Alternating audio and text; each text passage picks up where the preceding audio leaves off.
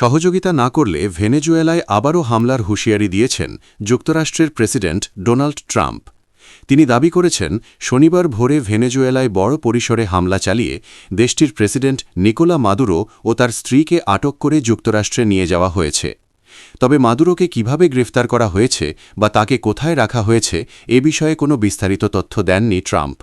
এর আগে মাদুরোকে গ্রেফতারে সহায়তার জন্য যুক্তরাষ্ট্র $5 কোটি পুরস্কার ঘোষণা করেছিল। ভেনেজুয়েলা সরকার তাৎক্ষণিকভাবে মাদুরোকে তুলে নেওয়ার বিষয়টি নিশ্চিত করেনি। হামলার পর রাজধানী কারাকাসে দুটি গুরুত্বপূর্ণ সামরিক স্থাপনায় ভয়াবহ বিস্ফোরণ ও ঘন ধোঁয়া দেখা যায়। এর মধ্যে একটি লা কার্লোটা সামরিক বিমান ঘাঁটি এবং অন্যটি ফুয়ের্তে তিউনা সামরিক ঘাঁটি, যেখানে মাদুরো অবস্থান করতেন বলে ধারণা করা হচ্ছিল। ট্রাম্পের আগেও ভেনেজুয়েলায় স্থল অভিযানের হুমকি দিয়ে আসছিলেন।